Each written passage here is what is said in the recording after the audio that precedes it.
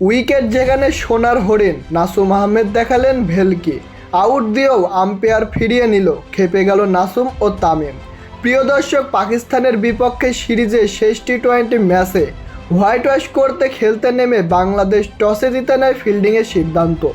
আর আগে ব্যাট করতে নেমে আগের 2 ম্যাচ হারের প্রতিশোধ যেন এই ম্যাচে তুলে নেবে পাকিস্তান, যেখানে সাহেবজাদা ফারহান ওপেনিংয়ে ব্যাটিংয়ে এসে সেই তাণ্ডব ব্যাটিংয়ের যেন চমক দিয়েছেন।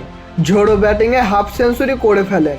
আর এক ওপেনার সাইম আয়ুব নাসুম আহমেদের করা দ্বিতীয় ওভারের পঞ্চম বলে ক্যাচ আউট হয়ে প্যাভিলিয়নে ফেরেন 21 রান করে। ওয়ান ডাউনে ব্যাটিংয়ে নামা মোহাম্মদ হারিসকে দলীয় 10ম ওভার আর নিজের করা তৃতীয় ওভারের প্রথম বলেই এলপির ফাঁদে ফেলে দেয় নাসুম আহমেদ। জোরালো আবেদন, আম্পায়ার মুকুল আউট দিয়ে দেন। তবে পাকিস্তানের ব্যাটসম্যান মোহাম্মদ হারিস নেন রিভিউ। এরপর টিভি রিপ্লেতে দেখা যায় বলটি তার শরীরে লাগার আগে গ্লোভসে টাচ হয়েছে। আম্পায়ার ক্ষমা চেয়ে নট আউট ঘোষণা করেন। এই সময় নাসুম আহমেদকে দেখা যায় আম্পায়ারের ওপর একটু ক্ষিপ্ত হতেই। তানজিদ তামিমও একটু রাগান্বিত মনোভাবেই আম্পায়ারের দিকে তাকিয়েছিলেন এবং তেড়ে যাচ্ছিলেন। এরপরে নাসুম আহমেদ নিজের করা চতুর্থ ওভারে বোলিংয়ে এসে সাহেবজাদা ফারহানকে 63 রান করতে প্যাভিলিয়নে পাঠিয়ে দেন।